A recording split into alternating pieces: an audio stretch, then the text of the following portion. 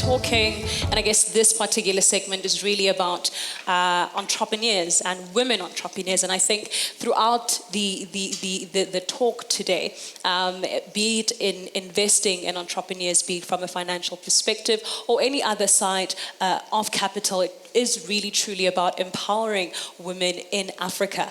And I want to start with you, Linda, and as we move across to the panel, to briefly just introduce yourself, as well as the role that you play in the organization, and I guess in your 9 to 5, in your 5 to 9s as well, and how that attributes and I guess contributes to the conversation that we're having right now and ensuring that we are empowering these top women in business. Thank you very much. I must start by saying thank you to everyone who stayed for the last session. It's not always easy to go at the end of the day. I think a lot of things have already been said, and we try and not repeat ourselves. But so my name is Linda Swart. I work for Standard Bank. I work in enterprise development, formerly known as entrepreneur development. My career at Standard Bank actually started in the innovation team, and I was part of an incredible team that launched the Standard Bank Incubator in 2014, where we looked at empowering entrepreneurs and developing programs just to support their growth processes. And for my creative outlet and what I love to do, I am the license holder of TEDx Pretoria, and I've been involved with the TED brand for the last 6 years. And I do that towards the latter part of the year when things are quieting down, but it's an incredible platform to empower women and to share ideas. So earlier this year, I became a mother for the first time. Congratulations. I think I deserve a louder clap because it's hard.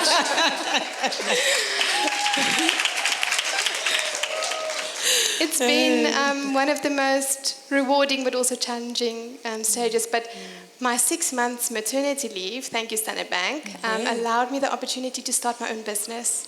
Amazing. And I'm now on that entrepreneurial journey as well. And a lot of lessons learned being a female in business and running my own business as well. So I'm going to stop there and allow the rest of the panelists. But that is in a nutshell myself and where I'm now. So entrepreneur, mom, boss, and also just in the corporate entrepreneurship space. Absolutely, thank you. Elsa? And you get 1 hour of sleep a night. 1 hour is a lot. I'm Lisa Ellingworth. I am the co-founder and CEO of Future Proof South Africa. And we catalyze entrepreneurial thinking and action in children from the age of 6 years old. Because a lot of us have ended up in this entrepreneurial journey by default because we had to survive and we had to build those entrepreneurial muscles the hard way. We exist so that the entrepreneurs of the future don't have to go through that struggle. So we firmly believe that you can teach entrepreneurship and we start at the age of 6. Absolutely. Afternoon, everybody. My name is Tsepiso Loretta Pasta. I am a 28-year-old. I am primarily in the petroleum space. I acquired my first site on the N4 called Milvey Force Puma Energy in 2015. And I've been in the petroleum space for about 7 years. And I've currently just published my first book called Fueling Futures alongside my colleague Timothy Maurice Webster. And we focus on leadership and making a difference in our society. Thank you. Awesome. Okay, good afternoon. My name is Ngozi Omotola.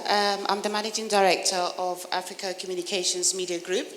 We are a very niche boutique PR firm specializing in communications across the continent. So for brands who like to have a presence, stakeholder management, reputation management, we work very closely in private sector and NGO clients. The 90% of our workforce are women. And we are founded by a woman. And we are made up of different nationalities. So we have Nigeria, we have Mozambique, we have Zimbabwe, we have Zambia, and we have 2 males in Johannesburg. And then we've got offices in different parts of the continent. 5 to 9 or 5 to 6 a.m.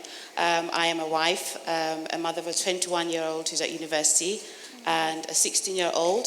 I'm also writing a book this year, which is focused on women development. And I also have an initiative called Beautiful Flowers, which is to teach young girls etiquette and confidence, because outside of your not everyday education, a lot of girls don't have that. So that's what that's for, and that's me. Awesome. My name is Kym Sanlam Buuza. I'm the Corporate Relations Executive at Zamani Holdings, the holding company for a company you might all know, Ituba, the operator of the South African National Lottery. So if anyone's looking for some numbers for the Powerball this Friday, I'm the one to call. Yes, so we operate the South African National Lottery, and I deal with winners on a daily basis. So it's been a fantastic experience to see how our operations changes people's lives on a major scale, like 232 million rand. My 9 to 5 or 9 to 9 really comprises of a 100% women-owned, managed team. So I'm very proud of that. I do not have any men in my department. We've just got ladies, and it really is right now about work. I think as a millennial, I've got the resources and the time to really get in there and make a difference. And I think through the National Lottery, that's exactly what I'm trying to do. Amazing. Linda, I want to bring it back to you when you spoke about the environment that you're in, particularly at Standard Bank, that has enabled you to become not only the entrepreneur that you are in corporate, but also an entrepreneur as well. And I want you to really just unpack how important an enabling environment is to ensure that you thrive, not only at work, but also in the business that you've recently just started. So I think being happy has got a lot to do with the whole notion of corporate supporting people with their side hustles. If you have happy staff, you have productive staff. Yeah. So Standard Bank has had a few really great initiatives supporting staff members with their own side hustles. The one was called My Fearless Next, and a member of my team actually won the challenge where she got 4 months off work to go and focus on her business. That's amazing. When the challenge was live, I hadn't started my business yet. My business is called Dear Delilah, so it's a clothing brand. I started with my sister, but it wasn't live yet. But it would have been the perfect opportunity to take those 4 months and to really focus on your business. And what they do is they monitor you whilst you're away. So they phone you on a monthly basis to make sure that you're not just lying next to the pool, that you're actually working on your business, and they try to support staff members through that as well. So that was quite a cool initiative. They did it for a year. I hope that they're going to do it for a second round. Yeah, absolutely. Lisa, and to you, owning the business that you own as well, I mean, Hansani was mentioning the team makeup that she has, and I think if you would like to bounce on that as well, the importance of building a team, right, and how much of a role that plays into it, because I think especially when you're starting on your own, you're working inside of your business, but then you have to take a step back and recognize that you need to delegate, right, and you need to work on your business, and truly the importance that has in scaling your business and elevating it to a standard that has brought you, I guess, to this conference and to the stage that we're at right now. Just briefly talk to that. Yeah, thanks. So I think the one thing that we need to recognize as entrepreneurs is that we are control freaks. We just have to own that right up front and go, we love control. And we also like to believe that we can do everything. And that goes from doing the books to running the social media accounts to all of that. And I think one of the most difficult journeys of an entrepreneur into scaling is realizing that actually you might be able to do all of it, but you shouldn't. Yeah. And that the biggest capacity you have in your business is your ability to flow your passion and influence into other people. And so I spend about 25% of my mental bandwidth working in my business and 75% working on the business. And that's working on the business of today and on the business of the future. And that's really that shift of saying, okay, actually, I'm going to step out of this. And then surrounding myself with people way cleverer than I am in their areas of talents and expertise, trusting and empowering them and multiplying their efforts to be able to do much more than I can. And that sees not only the business grow, but the level of impact that we make deepen in the lives of the people that we reach. And on that impact, Kansani, I want you to touch on that as well, especially having the team and the kind of team that you had and the impact that that has on the business and also the happy people that will be able to ensure that a productive business is being operated. I think Facebook CEO Sheryl Sandberg said in her book Lean In that leadership is about making people better as a result of your presence, and then ensuring that that then lasts when you're absent. And I think that, you know, there's two key values that I then impart with my team. Number one is it's about trust, and the other is about buy-in. As soon as I get my team to buy in, I need to trust that they value the objective as much as I do. And I think that's how we should move forward. And as women, it's so easy amongst us to sit here and say, oh, you know, I've got this team spirit and everything is great and my staff is happy. But the truth is it starts on top. It starts with the leadership. I think as a leader, as a woman, if you can be vulnerable for a moment, and I don't mean let's sit in a corner and cry and, you know, with tissue.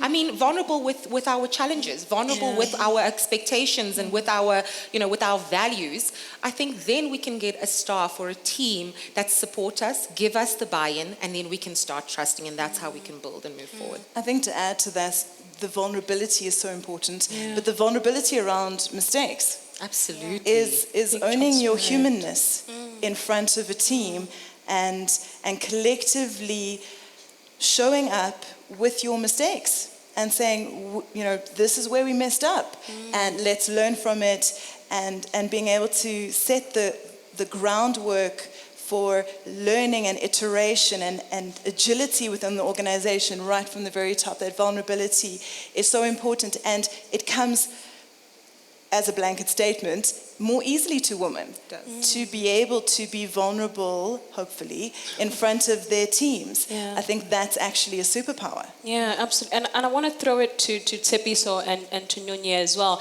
Especially, I think a huge theme that's coming out is this environment that you need to create in your business in order for people to thrive.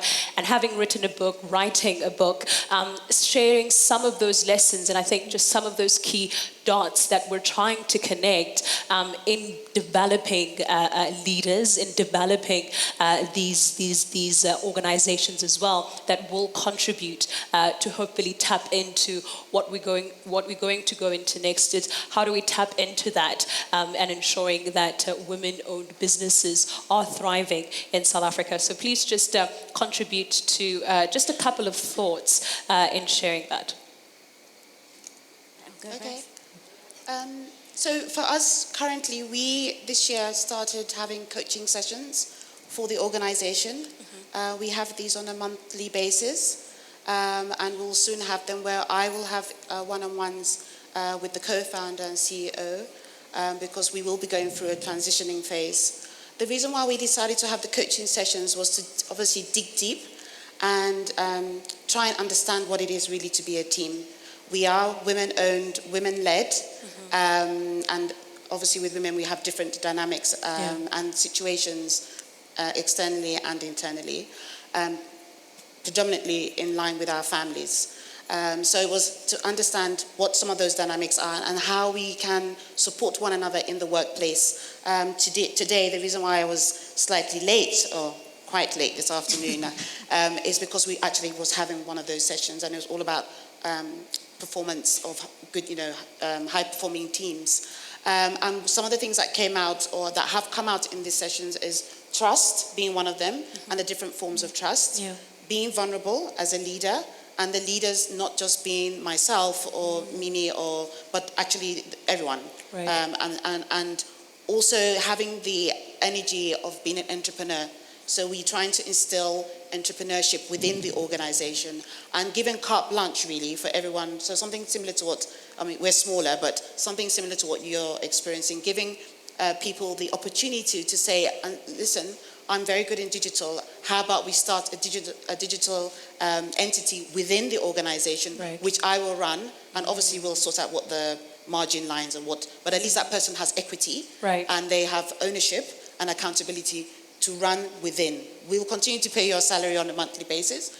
You'll continue to do your work, but we're giving you this carte blanche to say, go off and do what you think is your best skill and which you think you're going to be happy about. I don't think there are many organizations you're going to get that from. And so I'm actually quite proud, because I didn't know Standard Bank did that. And so that's one of the things that I would say. So the coaching for us is a very important element. Yeah. And for you too. So on my side, with regards to women empowerment, I speak about women should suffer from pull her up syndrome instead of pull her down syndrome, is because in our corporate space, I find that we are very limited. We've got 20% of women who are involved in the global space in terms of petroleum, but at the same time, we don't want to share the floor and actually uplift each other. So we have seminars, leadership seminars from Milviforce, in which we coordinate on a monthly basis, and we're trying to get women to actually uplift each other, not just in the petroleum space, but we collaborate with various industries, such as farming, mining sectors. And from my side, I'm not primarily just based on women, but I believe that it's essential for us to also invest in the boy child, because at the same time we need to learn we need to teach the new generation of the millenniums to say, how do we manage the new upcoming women of South Africa? At the same time, we also focus on upskilling women with skills which they actually need. There's no point of us taking women to training sessions in which we are uplifting them in education, which is irrelevant to the fourth industrial revolution. We need to start upskilling women with the skills that are needed in order for us to be able to inject to the economy. What are the skills, the artificial intelligence that they like to call it. At the same time, I think it's important that we actually collaborate as women and actually start investing in skills that are actually needed for our fourth industrial revolution to work. Right. And I think this is, the perfect platform, having a good mixture of private and public sectors who are sponsors of women-owned businesses and supporting the impact that we're doing. And I think having heard through all of the statistics and the reports and the data that really supports the work that you're doing, and I guess the vision and the mission that you all have in order to thrive.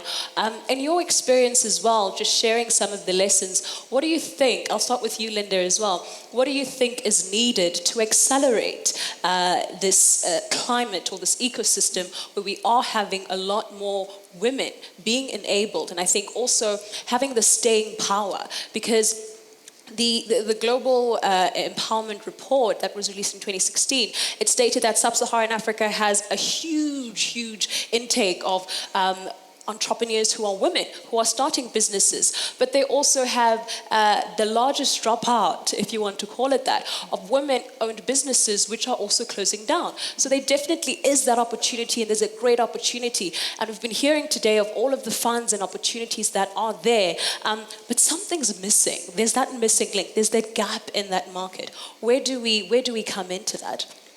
So a lot of organizations have started launching initiatives specifically for women, and I don't think it's just a tick box exercise. I do think that there are challenges that women entrepreneurs face that are very similar. So creating that community around them to make them feel you are not alone. Yes, we cannot have the session at night because you have to go and feed and fetch your kids, for example. Just focusing on female entrepreneurs and the needs that they have. But beyond that, I think a lot of organizations are trying to create programs that are very much based on American models.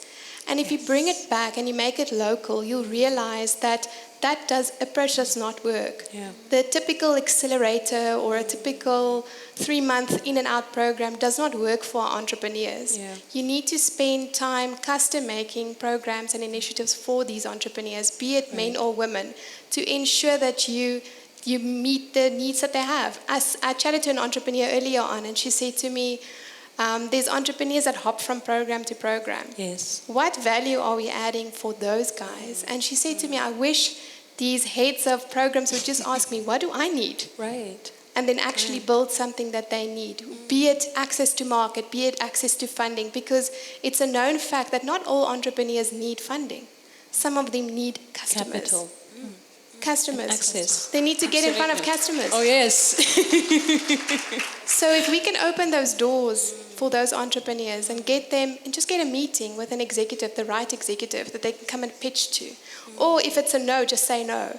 Because I think a lot of entrepreneurs try and reach out to corporate South Africa and they try and get into our supplier databases, but we string them along for months and months. We don't give them answers. So I mean, I feel quite strongly about this, and I'm very passionate about supporting entrepreneurs and helping them to create the access to market that they need. But sometimes it just means saying no. A hard no is better than a drag yes, right? Definitely. Absolutely. Lisa, I see you nodding. Yeah. Very, very I have felt vehemently so. that pain. I felt that pain. Being strung along for ages, just rather say no. Like, that's so much easier, and then we'll stop knocking on your door. So definitely, Linda, couldn't agree with you more on that. I think from my perspective, being in education is our Department of Basic Education needs to realize that entrepreneurship at some stage has to enter into the formal curriculum. It really does. We've got coding and we've got robotics coming in next year. We're very excited about that sort of thing. But you're still creating a workforce that are going to end up after their 12 years of education saying, okay, where's my job? We actually have to create problem solvers, people that are going to go out and reframe their problems as opportunities to create an income. We have to change that mindset. And it's education's prerogative to change that mindset. So I can't wait to see entrepreneurship included in the curriculum formally. So that's the first thing. And then I think the second thing is a narrative that might need to shift. And we've done this pendulum where we've said, all right, let's highlight the plight of women, particularly in entrepreneurship, at the expense of the other. And that's got to come back. That pendulum has to swing back. It's not at the expense of anybody. There is a space for women entrepreneurs. There's a space for male entrepreneurs. Entrepreneurship itself has space for everybody within it. Those that have an enterprising mind. So I think we need to reframe that conversation of stop being at the expense of the other. Let's make a space for everybody to thrive and grow. Kenzan? On my side, I think I agree with Linda. Sometimes it is great to say no because then you actually create an opportunity for other people to actually move on. But at the same time, I feel that it's important for us to, specifically as women, to actually focus on basically robotics, laser, upskilling ourselves. The mining, agriculture sector, actually, that's something that I have tapped into myself because I feel that it's something that we need to start diversifying ourselves and stop putting ourselves in a box and containing ourselves because of what we know. We must go out of the box and actually start diversifying ourselves so that we are significant entrepreneurs. Thank you. Yeah, aside from the policies and access to funding and collateral, I don't know how all the initiatives are packaged to reach the particular audience that they're meant for. Because I see a lot of things, but I'm not sure that the audience gets to see the whole package. So whilst I was doing a bit of research, I found, a lot of things, a lot of businesses do a lot of initiatives for women, but I was thinking to myself, but how many women know of this initiative or the fact that they can get funding? I don't know that a lot of us know. And then also when you talk about bringing it local, you're right, some of the things have to be done locally. A lot of female entrepreneurs or entrepreneurs are SMEs. Some of them in sub-Saharan Africa are in rural areas, no matter how small they are. Are we speaking to them in their language? Do they understand what this initiative is all about and how they can access it? Because if we're not, then we're talking to a closed audience. And then also in terms of shifting the narrative, I think Africa has the largest percentage of female entrepreneurs anywhere in the world. Globally. But how many of us know that? Where is it communicated? So obviously I'm going to come from this angle because I'm a communicator. No, absolutely. So I'm saying, where is this? Where do we hear about this? Unless it's some women's initiative. Is it blasted anywhere? So I think the whole way, the narrative, as you say, making it local and speaking to the audience so they're fully aware of the opportunities would make it better, I think. I think in short, speaking from corporate, I think corporate needs to stop seeing entrepreneurs as threats, pests, and competition. And I think we need to start seeing entrepreneurs as opportunities, resources, and partners. Because when we start changing our mindset, we start growing business, we start growing entrepreneurs. That's number one. And then number two, I think I'm quite, an advocate of this, but hashtag the Girls Club. In every point of every industry, us as women need to start having our own movement of the Girls Club. We keep talking about the boys' club. We keep talking about how they support each other. We keep talking about them at the golf clubs and at the bars and how they make business deals together. Yeah. We need to start creating those platforms and opportunities where we can sit, just like we're sitting here, and say, Linda, from a Standard Bank point of view, where can I see opportunity and where can you see opportunity with me? And be honest about it and give the opportunities to each other, because we need to start spreading the wealth and the capital on a horizontal platform and stop doing it vertically. I think that's how I see No, it. absolutely. Yeah. I think that really speaks to the power of group economics as well. I think we see that a lot in the financial services sector with Stokvels and Vicobas all across the world. And I think the general pool of that essentially accelerates us going farther as well, as opposed to just going a bit faster as we possibly can as well. And I think just as we wrap up and close up this session as well, a couple of closing remarks regarding why women, and particularly women in Africa, really do hold the light, the key to empowering the continent and to empowering the globe as well. And how we can also, we've heard the stats that we really are, particularly African women or sub-Saharan African women are, the highest in terms of being active in the space. But there is that gap. So where can we, tap into your network or start doing this group economics that we're talking about right now, and how we could better elevate the standard, better elevate the profiles and the work, and invest, as Caster was saying earlier, invest in all forms of capital to ensure that we really do take each other forward. I'll start if that's okay. I think being in corporate has its benefits, and there's a lot that we can do. And oftentimes entrepreneurs point the finger to funding agencies and corporates and banks. But it starts with you. It starts with you as an individual to use the skills and the time that you have to invest that in females and in female entrepreneurs specifically. So if you have got a financial skill, and you know of a company that's starting out that needs to get their financials in order, volunteer an hour towards that business and rather support them. And I think all of us have something to offer. You might think you don't, but every single person sitting in this room. So I want to challenge you to take what you have, your skills, your background, whatever you feel you could contribute, and contribute that towards our female entrepreneurs, because it's all they need. Sometimes they just need to spend an hour with someone who works for an agency to know what their social media strategy is supposed to look like, for example. So we all have a role to play, definitely. And I'm taking it back as myself to an individual level. And I do a lot of that through TEDx Pretoria, where we do empower the speakers. Some of our guys that come on the TEDx stage, it's their first time being on stage. So they've never spoken publicly.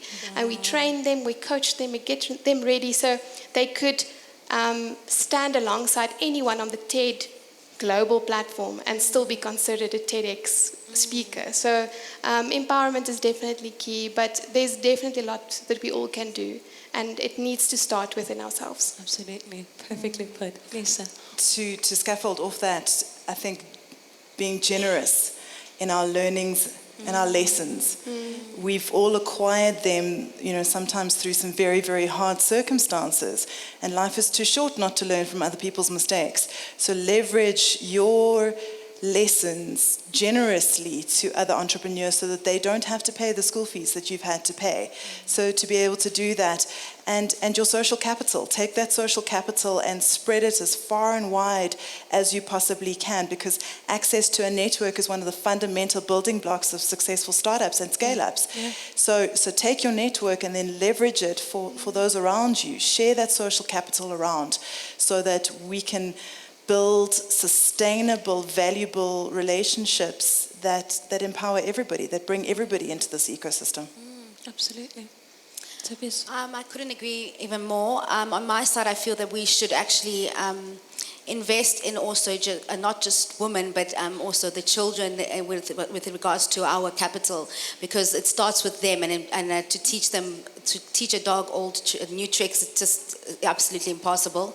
On our side, we invest in 426 children, and we do feeding schemes, skills development, HIV awareness for them, because of the fact that we want to actually give back to the boy child and the girl child from a young age, so that when they get to our age, at the same time, they would, like she said, that they don't have to make the same mistakes. Yeah. Not just from corporate, but from a self perspective, like Linda also just said, that it's important for us to give our time as well, not just financially, but our time to actually go out ourselves, be hands-on, and identify people from different communities and different corporates that need us to assist them, and not just for the camera, but just in our spare time, because we want to see transformation, and we want to know their stories, because sometimes people are educated, they know the answers, but they don't know how to apply themselves, because in their personal lives they are not okay. That's what refers back to the book where Fueling Futures is about self-love fuel. We need to teach people to love themselves enough to be able to skill themselves